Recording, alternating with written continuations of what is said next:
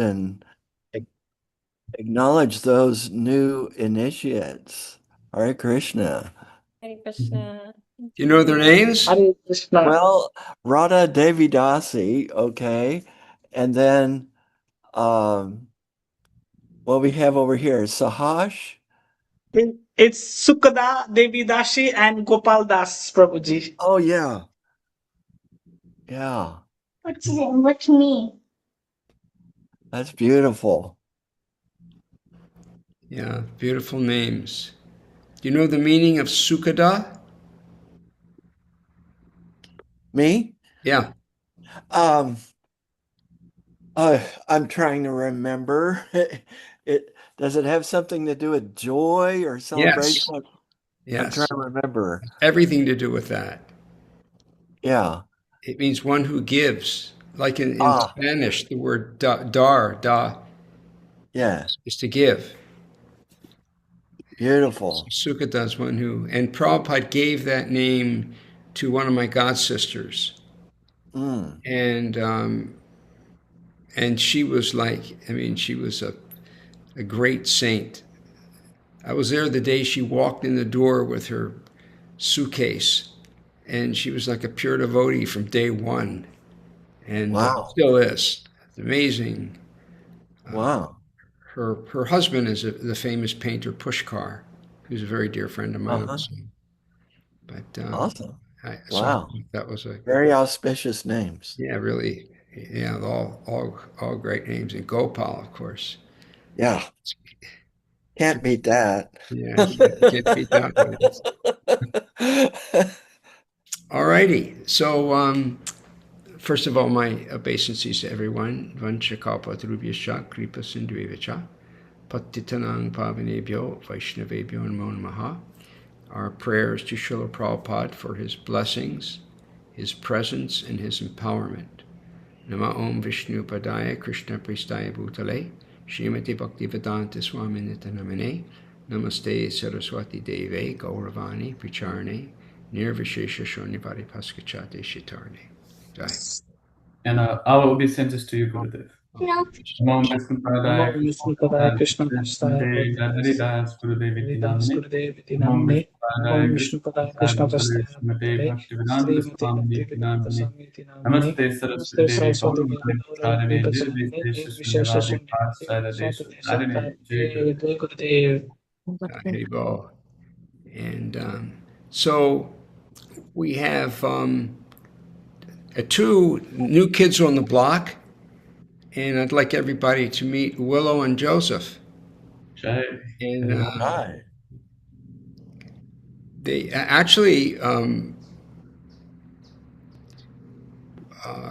Joseph, it was not, so necessarily so spiritually inclined. He's, very open-minded, and so in his, I guess, in his curiosity, his husband, his partner, invited him to come on board. Actually, I suggested that. I said, well, if your partner wants to come, and he said, well, I'll ask him. And he came, and he's back again today. So that's not a bad sign. So yeah, we're glad for that. And I think he's going to take it one step at a time and see where he goes. Where Willow, on the other hand, is like chomping at the bit. He's ready to he's ready to cross over the line into the spiritual realm. So anyway, that's very exciting to have them on board. Thank you again for having us. Yeah. And by the way, Willow sets the best example of all of you, by the way. Good. The first time he came, the day before, he submitted 4 questions for yesterday.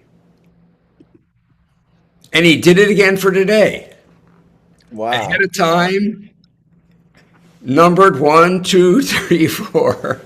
And they're all good questions. So that's exciting I like him bringing his questions along. Okay, so let's see. Let's start. What we'll do is we'll start with, there's 3 questions. So we'll start with one Willow question, then we'll go to another question, then we'll come back to a Willow question, then we'll come back and we'll go to a Willow question. Like we'll sandwich them in between And it's wonderful, a brand new person to hear the questions that they ask. It's really, really interesting. Okay, so, all right, so Willow begins. By the way, does anybody have anything special that they wanted to share that had come up since we were last together that was inspiring? Tirtha Prabhu, you were just at a Uh-huh. you were at a monastery. Right. I was at a Benedictine monastery that I'm a part of that's in northern Missouri. It's very large. And it's interesting because um, the Benedictine tradition is very much about chanting and singing, Hmm. singing about the Sure. Lord, chanting and singing scripture. Um, so they're working. They're all working. They're doing various things, whether it's landscaping or working with finances or they have a gift. They send gifts all over the world, but 5 times a day they break for about 15, 20 minutes, and they all come together and they chant and pray together, and then they go back to work or go eat and then back to work. And then one time in the day they have mass, for communion, the Eucharist. And it's real interesting to me when I've studied different traditions, the ones that I've always gotten involved in are the ones that sing and chant. And so it was really a really beautiful experience with Jesus and with Mary. And yeah, it was a very, very auspicious time. Wonderful. Yeah. I'm glad you went. Um, let's see. I saw Paramparani disappeared, and I saw. He's here. Oh, he is okay. And Hmm. Vrindavan Chandra, is he still with us? Vrindavan Chandra Prabhu, are you still here with us again Yes, today? Maharaj. Yes, Maharaj. Oh, thank you. Yeah, thanks for being here. Yeah, we love having you on board with us. Okay, so let's look at our first question from Willow. Okay. On walking away from the path, and he's quoting Bhagavad Gita 6:37 through 45. When the Gita refers to a spiritual person falling away and not achieving the eternal abode, does this refer to a willful abandonment of Krishna consciousness, or is it referring to an accidental, premature death, or both? Hey, there's Leela Hey, with a big tongue. Let a tongue. sorry. She's telling me her tracker. So, an interesting question. Um,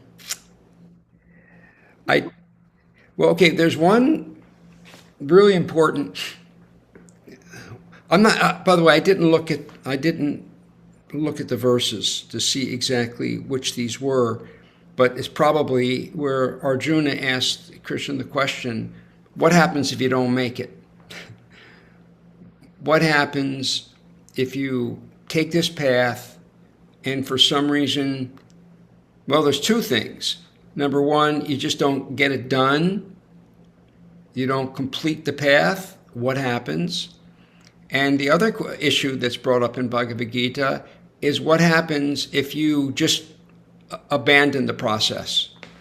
You want to just dive back into your material life. So both of those are dealt with in the Bhagavad Gita. Would anybody like to speak a little bit on those scenarios? Well, one thing is anything that has been gained is never lost. Correct.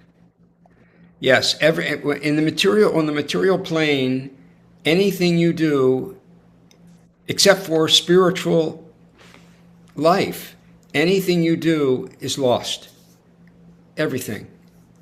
Now, I probably did make some reference to some skills that karmically you might take for a life or so. I think he mentioned that Ravi Shankar had, previously been involved in music. It may go for you a little ways, but ultimately it gets lost. Everything gets lost.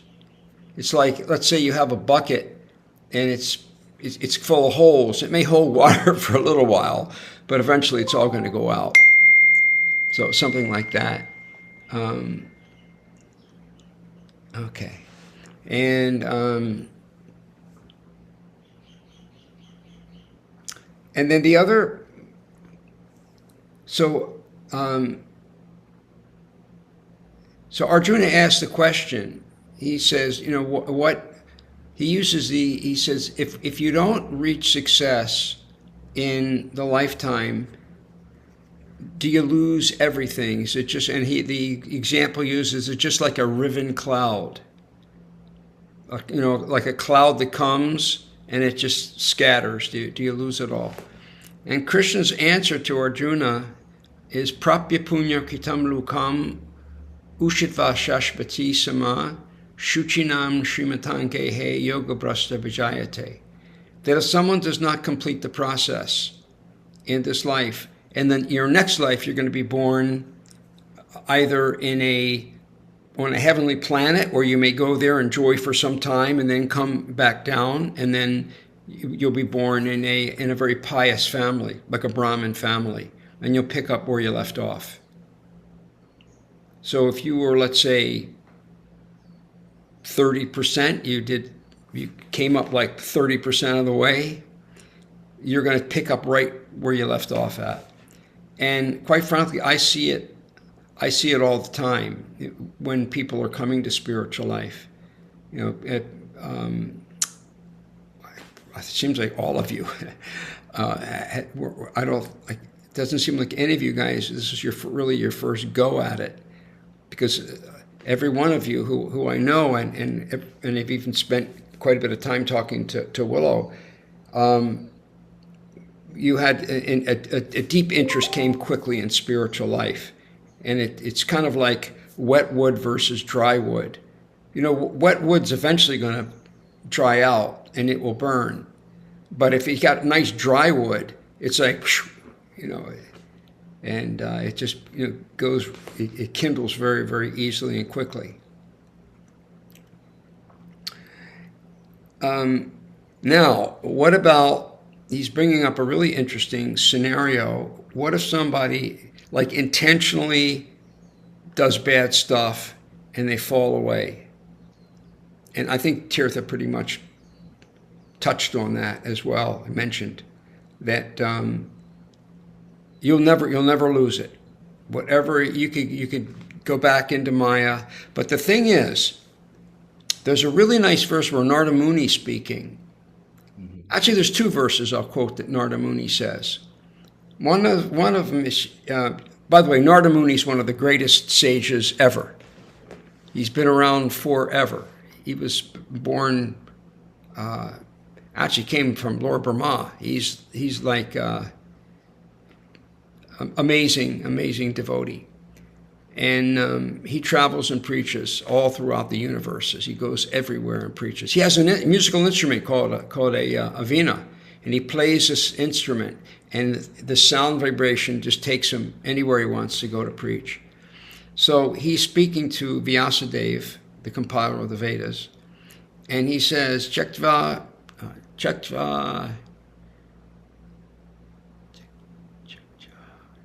Svadharma charanam bujam harer bhajana pakvota patetato yadi yatra kavabhadrana buddha mushikim kovartapto bhajatang svadharmata. He says,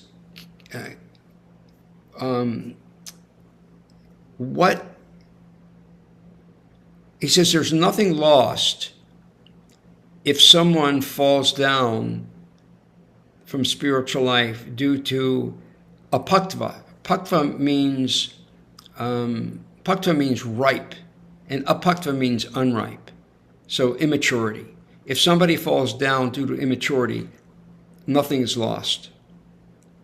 It says, but on the other hand, one who doesn't take part in spiritual life, everything is lost.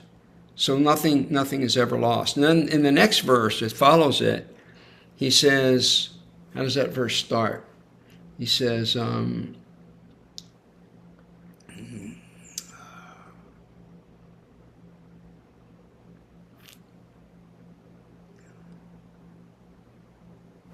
me look this up real quick. It's a great verse. Let me find it here.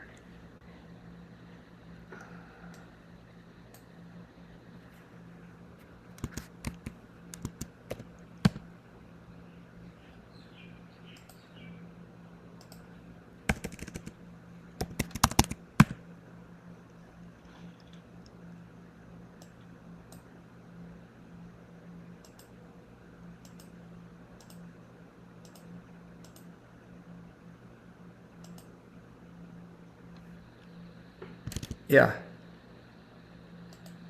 He says, Navajana Jatu, Navajana Jatu Rasam, Navajana Jatu, Katanjana Vrajan, Makunda Sevyang Yagaranga Sangsmritim, Smaram Mukundangri Upagu Hanang Panar, Vihatamich Chena Rasa Grahojana. I'm going to read you exactly what he says.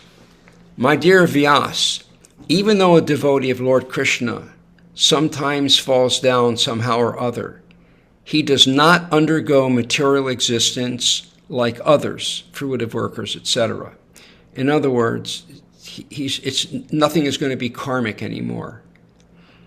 Because a person who has even once relished the taste of the lotus feet of the Lord can do nothing but remember that ecstasy again and again. So if one even intentionally falls down, he's already started his surrender to Krishna. So Krishna's not going to let him go. It's kind of like a fish. You know, when a fish gets a hook caught in its mouth,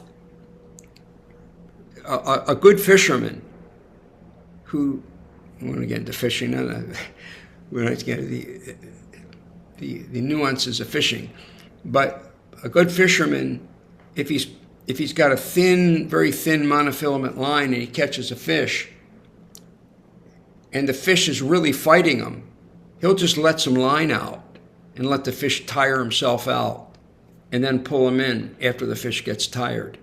He knows how to play the fish. So once we've had that, once we have surrendered to Krishna, it's like Krishna's got us. And then, so now he's playing.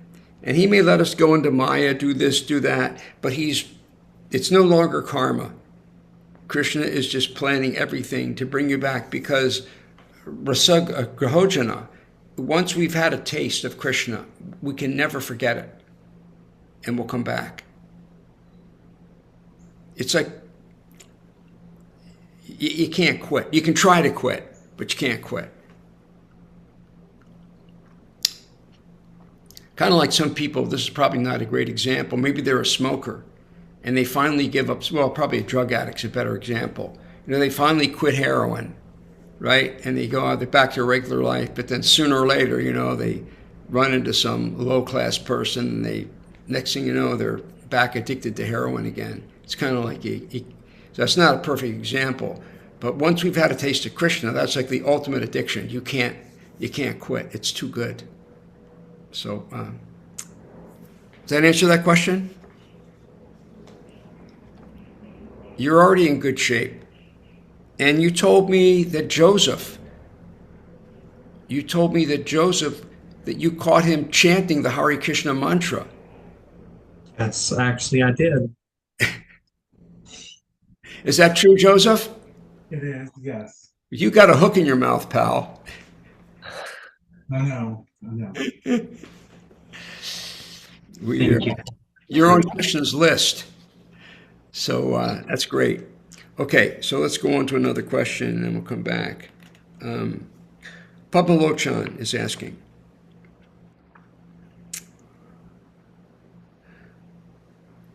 Okay. She's saying, when responsibility towards another person begins to harm my own mental health, how should I decide what is my dharma? Are responsibilities more important than my own mental health? I like the question. And I'm going to say some things, and we'll see if the Tirtha Prabhu, with his wisdom, has something he wants to add. Pamalochan, I want to ask you a question. How important is chanting your rounds? Very important. It's real important, isn't it? Mhm. Well, interestingly, Prabhupada, okay, that's your sadhana. So our sadhana is like, we're all about our sadhana, practicing our sadhana. But interesting, Prabhupada tells us that there's something more important than our sadhana. And this is where he says, what is the verse? He says, yes, Atmanam sarvato rakshe tato dharman tato dhanam. So that what that means is he's giving an order of things that are important that we have to attend to. Atmanam sarvato rakshet. That means the most important thing is take care of your body. Atmanam sarvato tato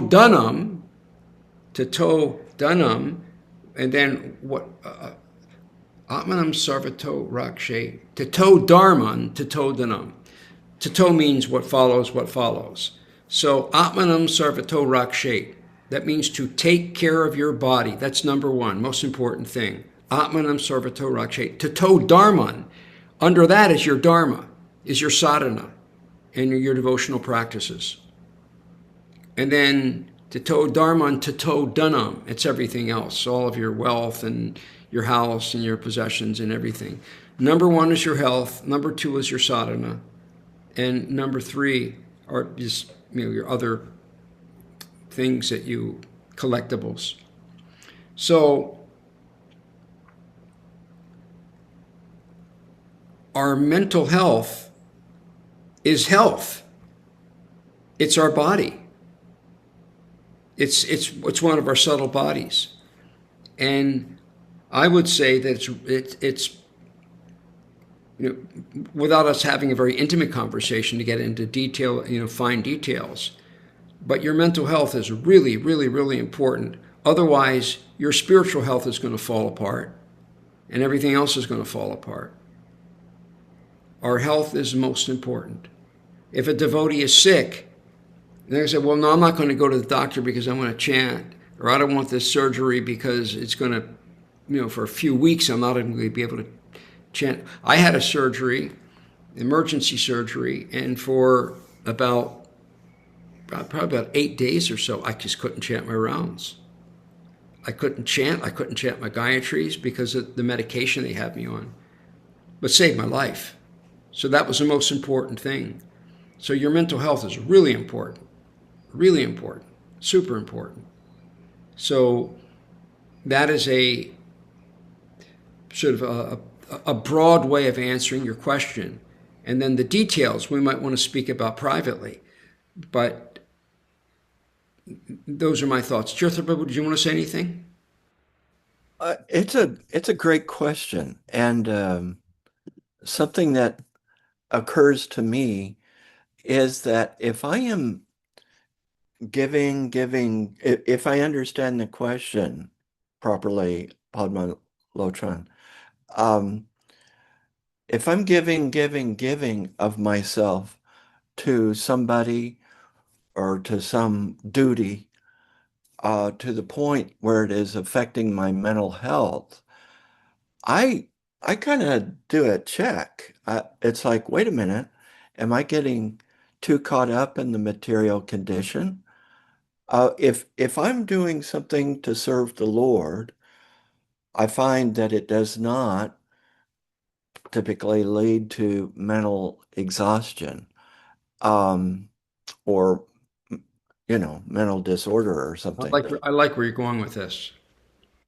So when I find myself, because, I've been in ministry my whole adult life, and if I find myself getting burnout and stressed by the work I'm doing or by the person I'm caring for or whatever, I have to pull away and see, okay, am I getting caught up in the drama? Am I getting caught up in material condition?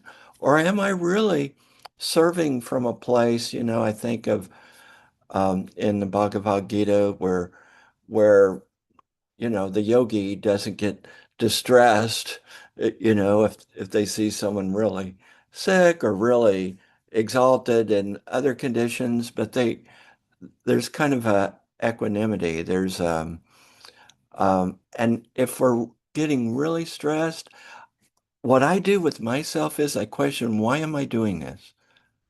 What is it I'm really wanting? What is my purpose? Am I doing this for the Lord, or am I caught up in some codependent drama of the material condition? I don't know. That's what I do. That's it. That's interesting.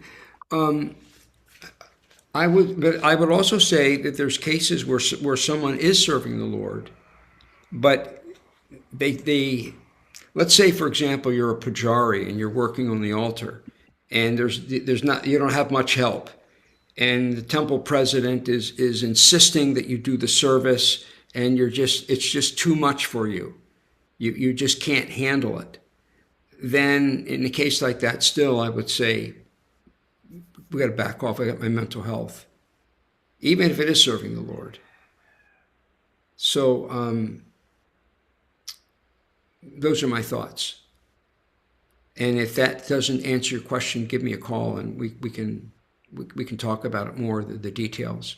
But we definitely have to look out for our mental health as much, if not more so, than our physical health. I would rather have bad physical health and good mental health than bad mental health and good physical health. The mental is the most important. It's like the head. So that's my thought on that. Good Okay. question.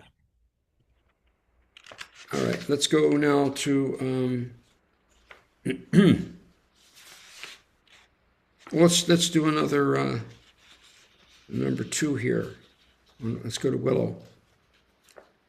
On sensory pleasures, when Krishna speaks of cutting off sensory pleasures, is he saying we should not enjoy things like food or a movie, or is he saying to sever our internal attachment to them? For instance, I love Lord of the Rings. If it were banned or lost, would the test of my advancement be the difference between peacefully accepting it versus being upset and seeing it as a curse? Okay, there's a lot in here, so we could look at this from different angles. First of all, when Krishna speaks of cutting off, I don't think Krishna anywhere actually talks about giving up sensory pleasures. I made a mistake in that question. I was referring to the compilation of essays that we were speaking about last night. The compilation of? Yeah, with Prabhupada. The book that I was reading last night, I mentioned it. Oh, yeah, your Science of Self-Realization? Yeah, so I didn't mean to refer to Krishna. I meant to refer to Guru. I'm sorry, say again?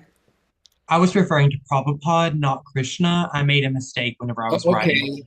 Okay, got it. So when Prabhupada speaks of cutting off sensory pleasures, okay, what Prabhupada says when we read, it's important we read everything, because sometimes Prabhupada will say something somewhere that it's really better. If you hear everything he said, we can see it all in context. Our philosophy is not to give up pleasure. That's our nature. It's the nature of the soul. Anandamayo Bhyasyat. This is right in the Vedanta Sutra. That we're meant to be seeking pleasure. And we see it in a one-celled organism. It knows where there's pleasure and where there's pain. Single-celled organisms, we're all about pleasure and we avoid pain. And so it's the nature of this for us. If we try to give up the pleasures of our senses, just cut them off, it's not going to last very long. It's kind of like somebody that goes on a diet and they just eat less. It's going to be a yo-yo diet. If they just try eating less, they're going to end up losing weight. But then after a certain point, they're going to binge. It's going to, because if you want to lose weight, go into a healthier diet. See a nutritionist and eat healthier food. That way you can lose weight, but not just by not eating. I mean, that's practically speaking. So our process is to engage our senses in spiritual pleasures, like hearing right now, hearing the talk where we're talking about Krishna. This is very pleasurable, isn't it? It's pleasure to our heart. It's a heart pleasure. It's even a mental pleasure, because it's like so many things are getting answered. Questions I've always had. Everybody likes to eat. Raise your hand if you don't like to eat. Any hands going up? You don't like eating. It's not a pleasure. So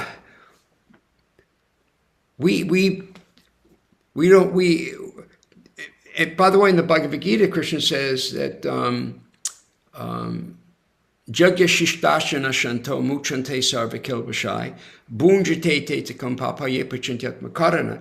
Krishna says in the Gita that if we eat food that's made for our own sense gratification, for our own pleasure, not God, not offered to God, just there's all kinds of sinful reactions come from it. But those who offer the food first to Krishna, we become purified by eating the food, and we can enjoy it because it's non-different from Krishna. So we need to get together and talk a little bit about a real easy, simple way to offer your food before you eat it, as long as it's vegetarian. And we become.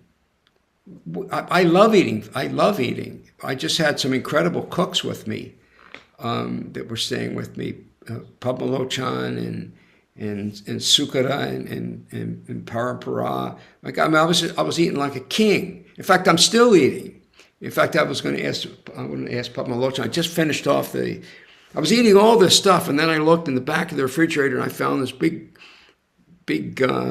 dish of cooked tofu, and boy, was that good. I mean, and they I have pizza still frozen in my oven, in my freezer, and Sukata made. I put some of those in the freezer. They're almost gone now too. These cinnamon buns. I mean, I love eating prasadam, but it's all prasadam, and it's non-different from Krishna.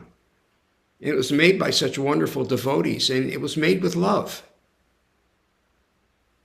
So, and also Radha, she made me a big, that's gone now, a banana bread that was just unbelievable. So we got some really good cooks on hand here, and I love when they come and cook, and so we engage all of our senses in spirituality. Now, you brought up the book of let's say, okay, it's a gradual process, by the way, to where we things that interest us at one time don't interest us so much anymore. From our chanting, this is a gradual process. Like if you try to pull a green coconut off the tree, it's not going to come off. I mean, you gotta cut it. It won't come off. But when that coconut is ripened, it just naturally falls from the tree. So a lot of the things that we were attached to will just gradually they don't interest us anymore. Like a child. You probably, when you were a little kid, you liked playing with these little dolls and toys and different things, right? I probably had a little cap gun, I don't, probably Tirtha's the only one who knows what caps are. Anyway, I had a toy truck maybe when I was a kid, but that you just naturally grow up and you become attached to other things. So, by the way, there's nothing terrible about going and reading The Lord of the Rings. It's not like you're going out and having some cocaine or something. I mean, it's not. It's fine. Yeah. But you'll be, by the time when you start reading the Srimad Bhagavatam, there's a really great verse about the Srimad Bhagavatam is a postgraduate of Bhagavad-gita. And there's a beautiful verse, Sarva Vedanta Saranghi Sri Bhagavatam Ishate Tadbursamrita Triptasya Nanyata Svadvati Krachit. That means that once you've heard the Srimad Bhagavatam, which is what comes right after Bhagavad Gita, once you read the Srimad Bhagavatam and you get a taste for it, nothing else will satisfy you. All you're going to do is read the Srimad Bhagavatam. You'll lose a taste. Sarva Vedanta Saranghi. That means Sarva Vedanta, of all the Vedas, Saranghi. Sara means essence. He means certainly. The essence of all the Vedas, of all the Vedic teachings, is in the Srimad Bhagavatam. Sarva Vedanta Saranghi. Sri Bhagavatam Ishyate. That means so it is said about the Srimad Bhagavatam. Sri Bhagavatam Ishyate. Tadbrasamrita Triptasya. Tripta means satisfaction. Once you've had the satisfaction of reading the Srimad Bhagavatam and the Vaishnava literatures, nanyatesvadati kvachit. Nothing else is going to interest you. Okay? May I make You can read it for now. There's nothing wrong with it. Yes, just a quick comment as a student of Lord of the Rings over the years. Lord of the Rings, the battle between light and darkness, good and evil. Okay, Sauron, you speak about that because I never. Sauron, it's all this very shadowy existence. It's not real life. It's not real living. To me, it's very much like being attached to the material condition. It's very shadowy. It doesn't lead someone to a full life. Whereas those who are striking out on a different path, who are listening to the wizard Gandalf. Gandalf has knowledge and experience more than the rest of them, and they don't always understand where he's coming from, but they listen to what he's doing. And like Frodo and Samwise, they follow his instructions, even if it means death. And to me, it's very much like following Guru. So Nice. there's a lot of spiritual principles in that, that very, very spiritual things. And the reason I think one's spirit is drawn to that is because our spirit knows there is a better life. There's a better life than what we've been living. There's a better life than what most people are engaged in. And we're wanting to commit to that. And we're wanting to find someone, a guru, Gandalf, we're wanting to find somebody who can help us to find that life. Anyway, that's just a reflection. Tirtha, thank you so much. Thank you. So that was really important contribution. It's really Because special. I haven't read it. Okay, so it's okay. You've heard from a Brahmin. Tirtha Prabhu is a Brahmin, so he's been around a while and he's very knowledgeable in Krishna and Krishna consciousness and also Christianity. He's he's definitely a guru there. Okay, so anyway, that was really helpful, Prabhu. All right, now we're going to go to Gopal. He's asking, could you please explain about ego, false ego, and true ego? All right. If we're going to talk about the ego, we have to have kind of a ground rule or an understanding we have to come to. And that is that the word ego that we typically hear is not the same as the ego that the Bhagavad-gita and Srimad Bhagavatam and all the Vedic literatures are talking about. There are two different uses of ego. The mundane understanding of ego is someone who's a little too proud of himself, right? Like we'll say, oh, this guy's got an ego. That means he's thinking he's more than he is. Is that clear? That definite of it's not what we're talking about. Not what Krishna's talking about in the Bhagavad Gita. Okay, so outside of the Vedas, when you hear ego, it means a big head, generally. So in the Bhagavad Gita, we learn about the what's the question here? Oh, I'm sorry. This is Gopal's question. The ego, the false ego, and the true ego. So we have a true ego. Ego means identity, what we're identifying with. So when I was actually, this really comes across with a question that Nitai asked, and it may bleed into that. Ego. When I was a child, I thought my ego, my identity, I was Howie, and I'm a white American male with blue eyes.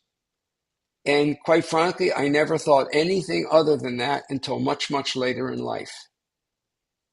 It was just who I was. I didn't even think about that. I wasn't from much of a very spiritual background. So there was no discussion about the soul. And even I went all the way through pre-med and all the anatomy courses I took. You never heard the word soul. I know all about I learned all about the skeletal or venous system and so on, and the brain and all, but we never talked about the soul. So I was, far as I knew, this was who I am. And when this machine breaks down, I don't exist anymore.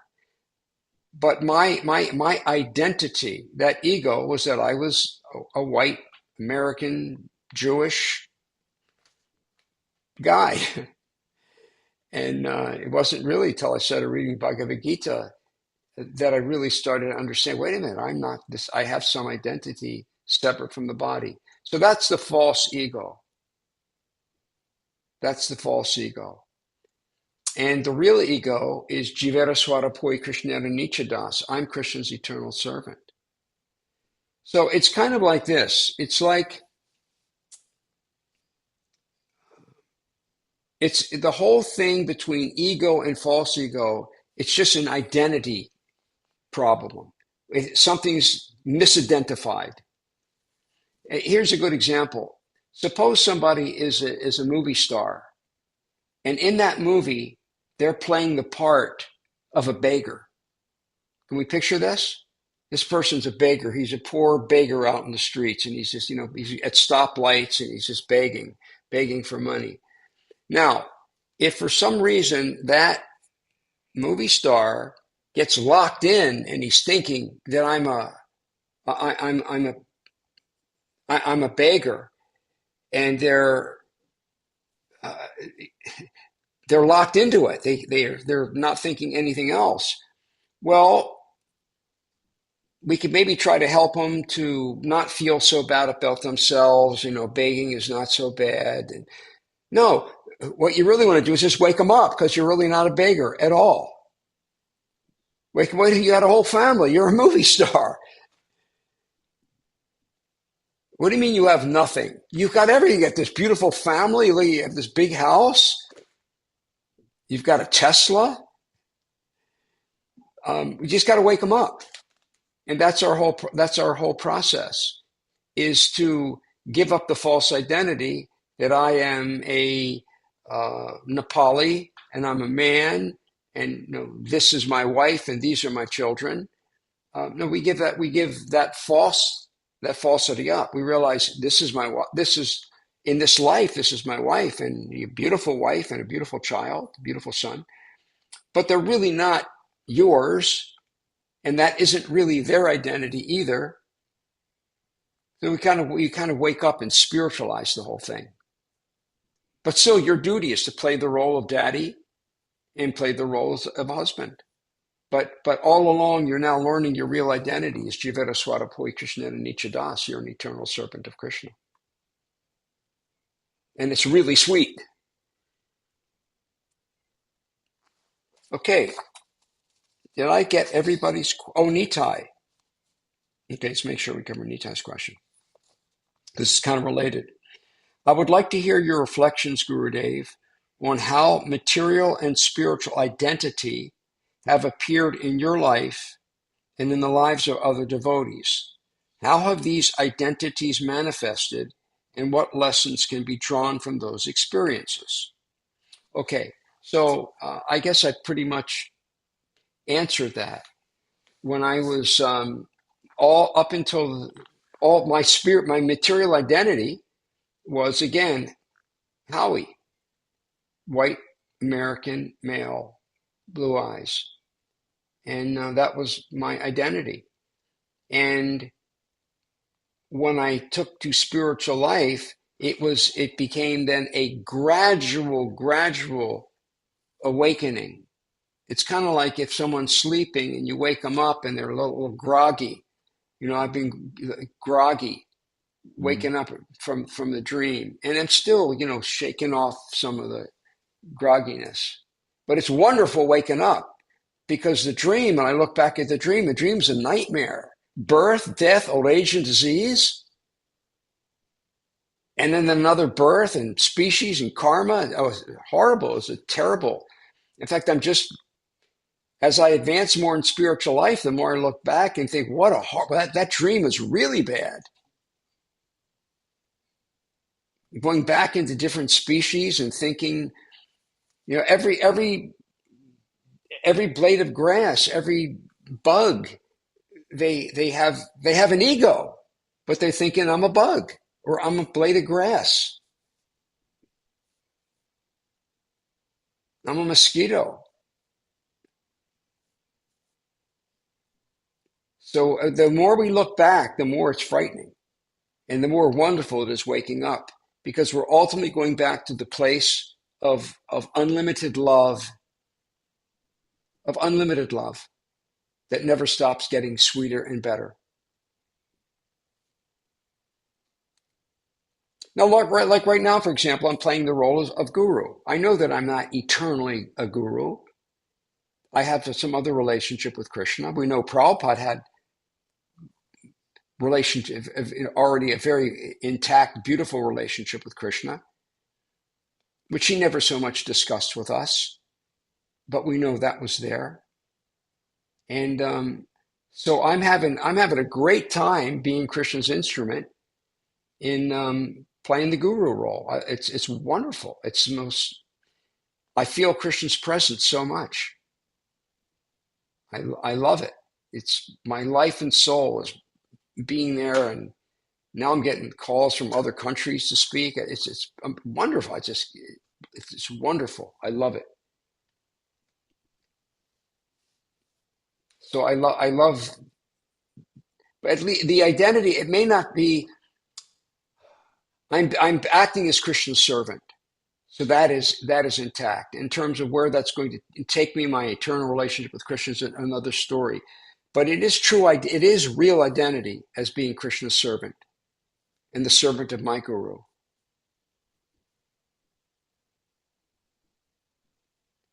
I couldn't imagine anything else. And I love helping other people wake up. Like What is it? Does a nurse have a special name that who's working in the recovery room?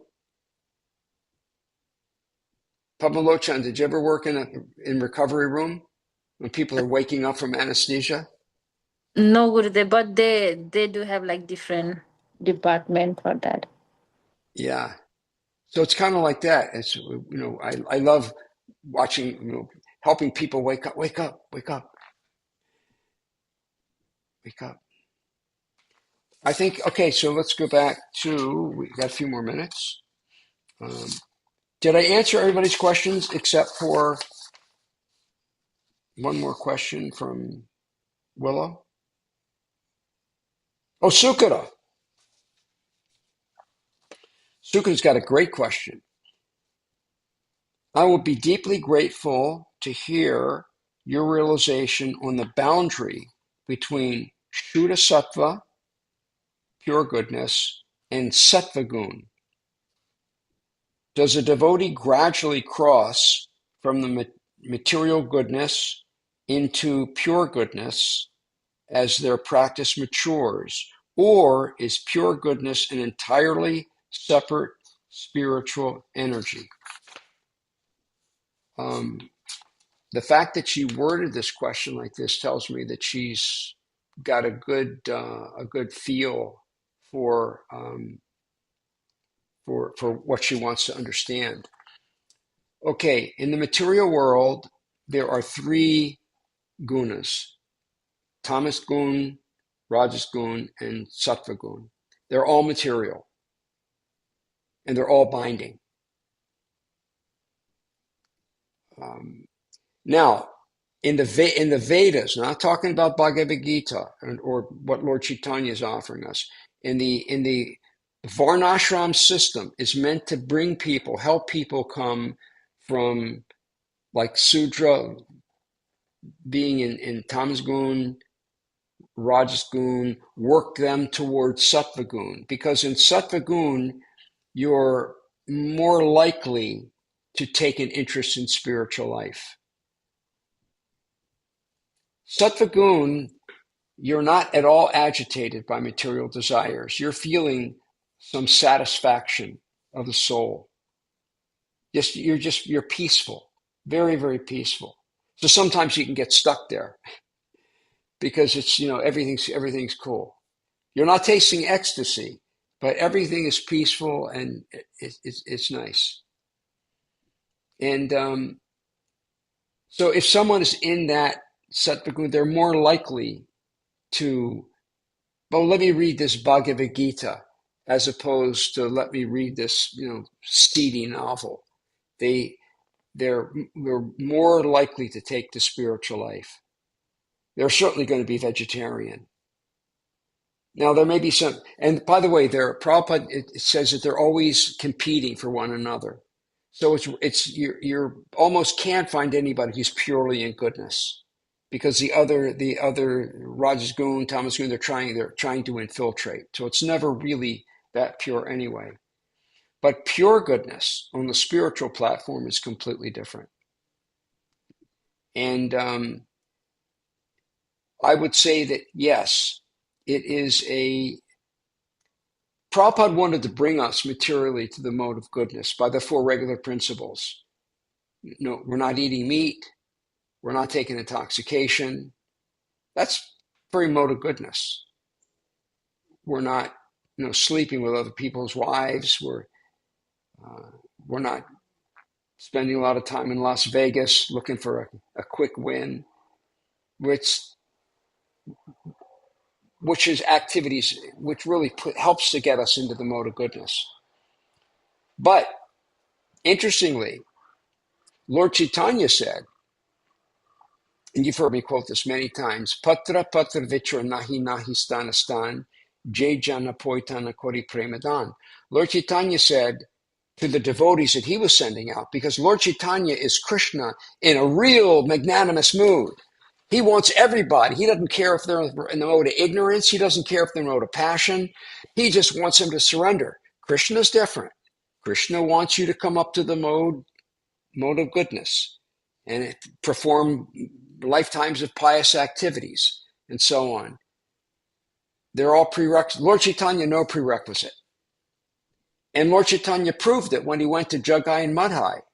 These two demoniac, I think they were brothers. They were two demoniac people. And they wanted to prove that there's that from any condition, if you take the Mahamantra, you can go right to the mode of pure goodness. So our devotion, what we're doing right now, our practice, this Sangha is very much in the mode of pure goodness. It's very spiritual. Krishna is the center of it all. It's not just goody stuff in the opening hospitals, etc. Something you might do in the mode of goodness, giving in charity. No, we're here to hear about Krishna. We're here to open our hearts with divine love of God. We're here to want to serve, fall in love with serving Radha and Krishna and bringing them together, because that brings us the highest pleasure. That's pure goodness.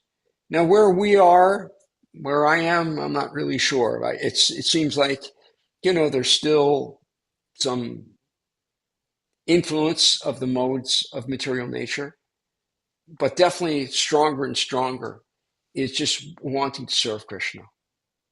Get up and chant my rounds, come to our Bhagavatam class we have in the morning, come to the classes where I meet with my students, and so on. And but it's completely different. It's like one is material and one is spiritual. Sukha, does that answer your question? Yes, Gurudev. Thank you, Gurudev. Okay, and then we have one last question from Willow. I really like that name, Willow. Does everybody like that name, Willow, as much as I do? It's a great name. I mean, I would have loved to have been named Willow. It's like cool. It makes you feel good when you hear the name Willow. I don't know what it is about it. Maybe they have willow trees in the spiritual world. Has anybody ever seen a weeping willow tree? That's where Leaning over a lake? I mean, it just puts you right in the mode of goodness. It's just, you just want to sit under that willow tree, and they're so beautiful.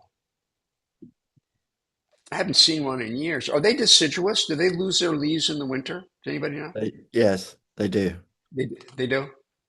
Boy, are they beautiful when they come back in the foliage, and it's like, and this is just a perverted reflection of how beautiful the trees in the spiritual world are. But anyway, great name. Okay, let's go to the question.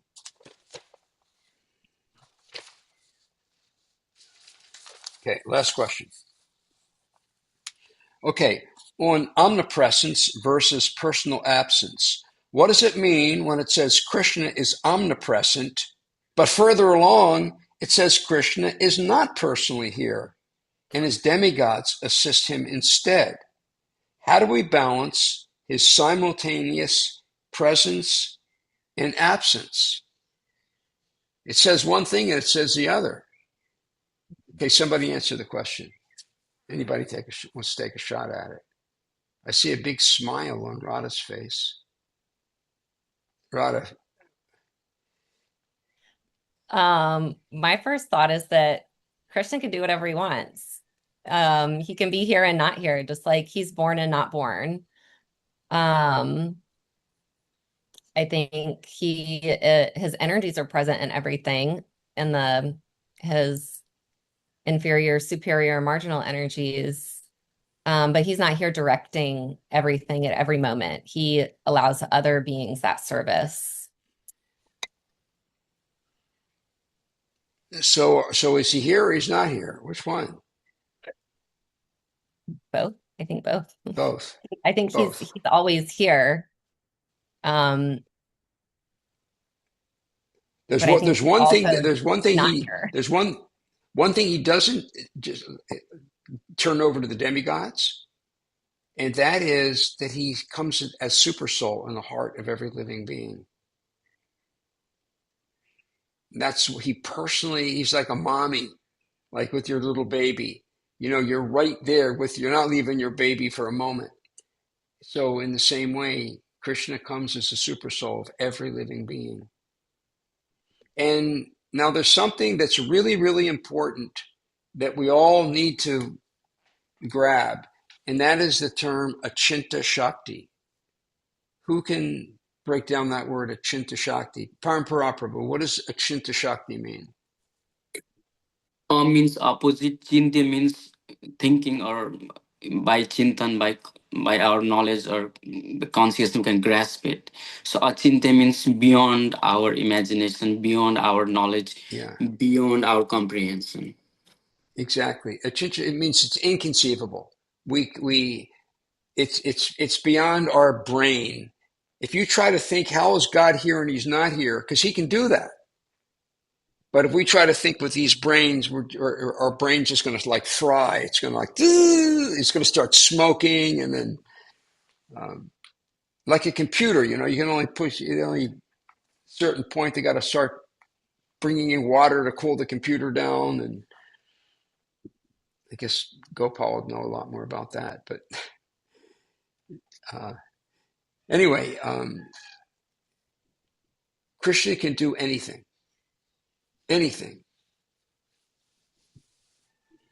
Here's a question I often like to ask. Can Krishna change the past? How about that one?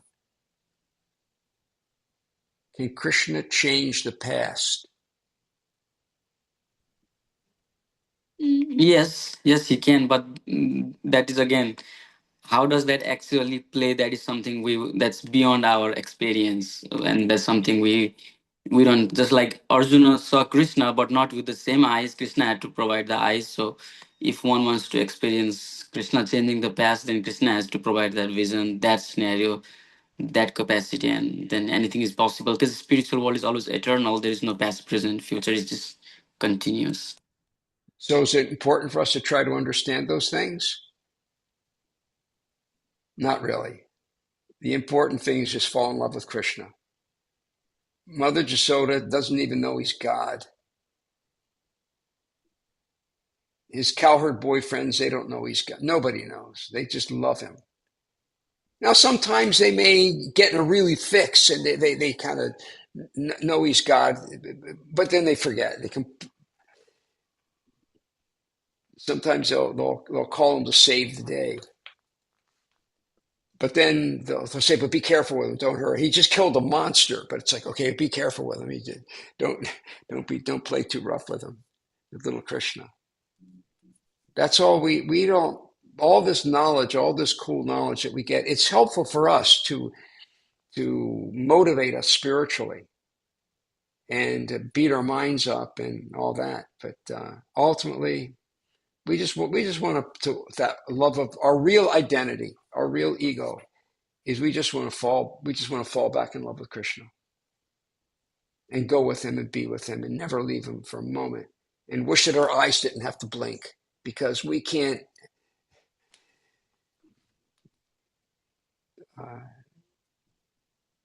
we don't want to, we just want to be with Krishna at every moment and serve him and love him. Okay, we're past our time. Hare Krishna. Thank you all so much for being here. And Mama, look, I found a dinosaur book. Where's your flashlight? I don't know. Okay. I don't know either.